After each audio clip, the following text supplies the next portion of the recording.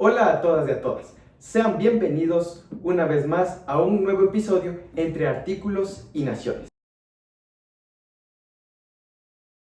El día de hoy vamos a hablar de un tema muy importante e interesante, el cual es un documento que está relacionado con el derecho internacional y el derecho público, el cual es la Carta de las Naciones Unidas. ¿Qué vamos a abordar aquí? Lo que es el contexto histórico, los principios y los propósitos y si sigue vigente o no hoy en día. Para el cual me presento, mi nombre es Dairon Caiza y estoy acompañado de tres grandes voces quienes nos van a acompañar en este pequeño podcast. ¿Quién es Kevin Toral? Bienvenido. Muy buenos días, compañeros, y gracias por la invitación. Mateo Cojitambo, bienvenido. Muy buenos días, compañeros, es un gusto volver a verles y bienvenidos igualmente. Anaí Santa María, bienvenida. Hola a todos, muchas gracias por la invitación. Ahora bien, comencemos. Bueno, centrándonos en el contexto histórico de la Carta de las Naciones Unidas, esta fue creada el 26 de junio de 1945 en la Conferencia de San Francisco, al final de la Segunda Guerra Mundial. Y esta entraría en vigencia el 24 de octubre del mismo año. Este documento es fundacional, es un inicio a lo que actualmente conocemos como la ONU, la Organización de las Naciones Unidas, ya que después de los horrores cometidos en la Segunda Guerra Mundial y en la primera, la cual centrándonos principalmente en la Segunda Guerra Mundial, la cual lamentablemente nos dejó un saldo de más de 60 millones de personas muertas y un sinnúmero de personas desaparecidas, producto de ¿qué? De genocidios, invasión de territorio, bombardeos, muertes violentas, crímenes de guerra, etc. Es por este contexto que las potencias aliadas reconocen la urgencia, la necesidad de crear una organización internacional que promueva la paz, la unidad y la cooperación entre los estados. La especie, lamentablemente, al inicio fue fallido, ya que la primera organización que se creó no cumplió con estos fines, ya que no pudo evitar el conflicto en sí, el conflicto bélico. Pero afortunadamente la segunda, que es la que termina siendo la ONU, reforzó la idea de diseñar una estrategia más fuerte y efectiva. Y es en este contexto en el que representantes de 50 países se reunieron en San Francisco para redactar un documento que estableciera principios, objetivos, mecanismos, y es lo que conocemos como la Carta actualmente.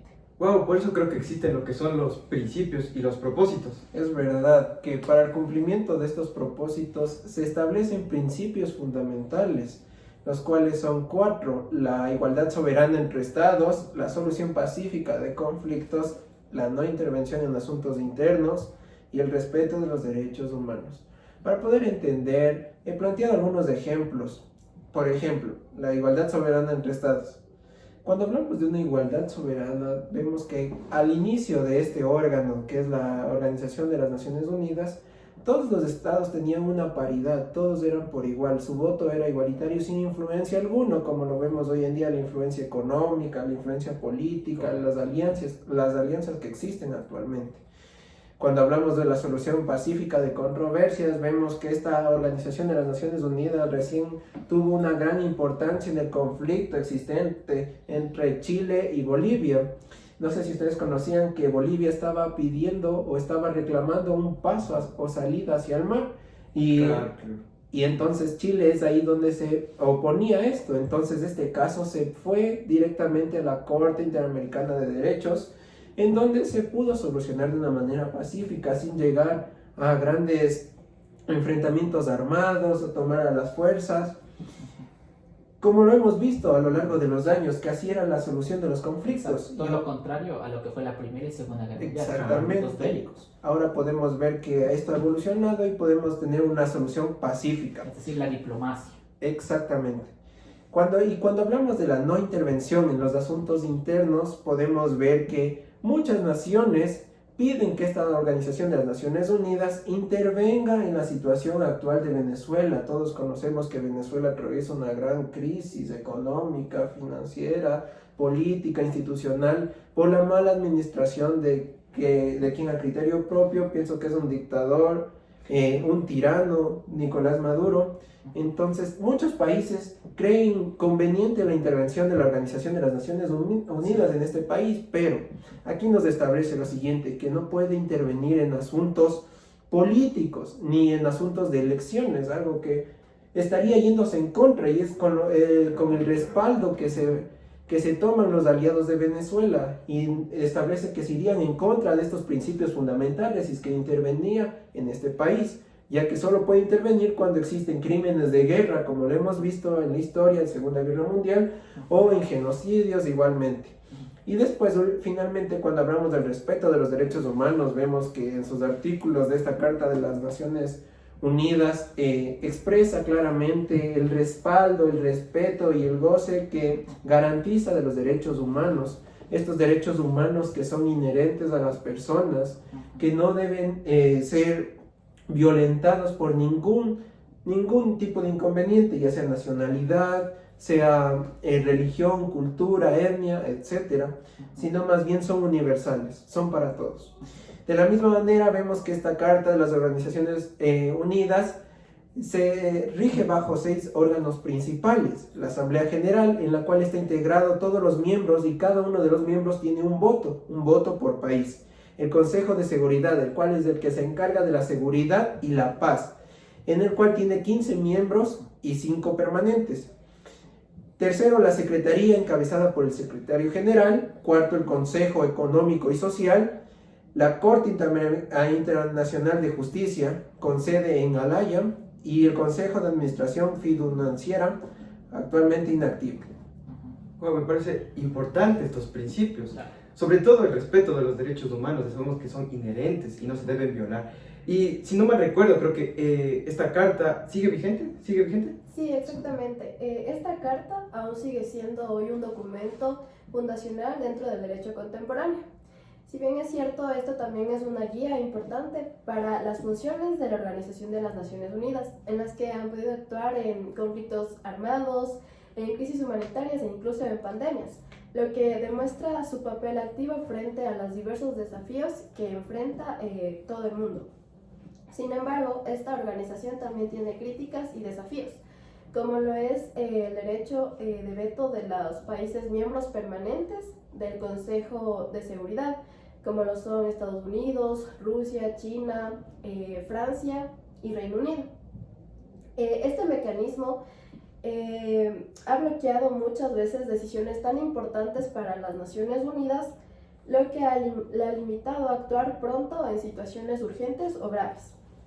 Otra crítica también recurrente es la inequidad dentro de los países en desarrollo y los países desarrollados, ya que si bien es cierto, todos los países todos los países son miembros, pero no todos tienen el mismo poder dentro del mismo, y es por eso que esto afecta muchísimo en la toma de decisiones. A esto se suman muchas veces las intervenciones que son selectivas o no actúan en los conflictos en los que existen un interés geopolítico fuerte. Aún así, la Carta sigue siendo muy fundamental dentro de la Guía de las Naciones Unidas, pero también se debate constantemente su actualización o su cambio.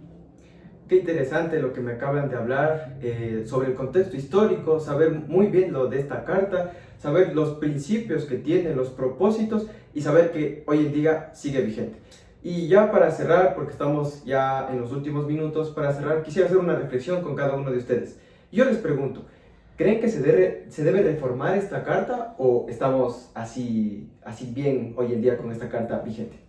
Bueno, como mi punto de vista y como sabemos, la sociedad va cambiando y evolucionando, y por lo tanto los deberes, los derechos y las normas deben irse modificando de acuerdo al contexto y a la sociedad en la que nos encontramos.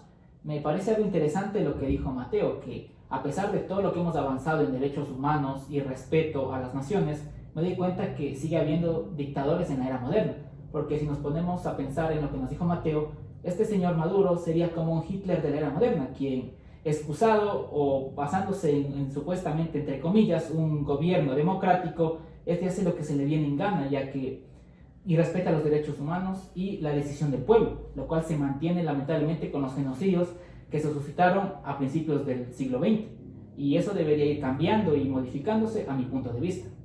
Gracias por tu punto de vista, Kevin, y es muy importante porque no queremos tener otra guerra, otra Segunda Guerra Mundial, otra tercera, ¿no? Porque estamos muy cerca de eso, lamentablemente. Exactamente. Concuerdo mucho con Kevin. Los derechos deben ir acorde a la realidad de las personas. Si hablamos de los derechos humanos, es acorde a la realidad de los seres humanos. Vemos que vamos evolucionando poco a poco y tal vez esta evolución sea para mal. Entonces, en este contexto, los derechos deben ir evolucionando a la par. Concuerdo de la misma manera con lo que dijo sobre este dictador, un tirano, lo podemos catalogar así, Nicolás Maduro, el cual se avala de los derechos de algunos que no están reformados. Y aquí es donde quiero ir con tu pregunta. Esto se debería reformar, la intervención solo de la Organización de las Naciones Unidas, solo en ocasiones excepcionales como lo son genocidios, crímenes de guerra y eso. Pero vemos que también estas otras circunstancias, como lo son las elecciones, vemos que esto no es un régimen democrático, claramente está que es una dictadura en sí. Yo veo que es de gran importancia que exista la intervención de este órgano de las Naciones Unidas para que pueda existir una solución a esta crisis que atraviesa este país. Vemos que anteriormente Venezuela era una potencia en Sudamérica gracias al petróleo. Muchos hermanos ecuatorianos nuestros emigraban a Venezuela por el trabajo que existía, por su economía, pero ahora vemos que mejor las personas de Venezuela quieren salir de su país por la grave crisis en la cual se encuentran. Entonces, a mi punto de vista, debe reformarse esta Organización de las Naciones Unidas y con su propósito principal, el cual es mantener la paz y la cooperación entre naciones. Veo que sí requiere de una reforma. Claro, recordémosles a la gente que esta pregunta depende de la perspectiva de cada uno, porque no todos pensamos igual. Entonces, como dice Mateo, Ecuador estaba a punto de convertirse en un país dictador, obviamente con las elecciones que iban a tener si es que ganaba tal candidato que no queremos mencionar aquí. Sí, si bien es cierto, esta carta es un faro, pero requiere muchos cambios en su estructura. Por ejemplo, el Consejo de Seguridad, y también tiene una deuda pendiente con la equidad global, ya que no todos los países pues tienen la misma opinión en las decisiones tomadas en esta institución. Y muy bien, yo les quiero agradecer por la participación, por haberme acompañado en este pequeño podcast. Y hemos concluido y sabemos que la Carta de las Naciones Unidas no solo es un tratado, sino viene a ser lo que es una promesa de paz, de igualdad y de cooperación entre naciones. Bueno, muchas gracias por la apertura. Me sentí muy a gusto haber conversado con ustedes de este gran tema, el cual es la Carta de las Naciones Unidas, un tema de derecho internacional. Y felicidades por el título del video, Entre Artículos y Naciones, muy ingenioso, ¿eh? Sí, la verdad, Sí, muy bueno, muy acertado para... Yo les quiero agradecer, gracias por acompañarme y recuerden suscribirse, darle like a la campanita. Esto fue Entre Artículos y Naciones. Nos vemos hasta la próxima.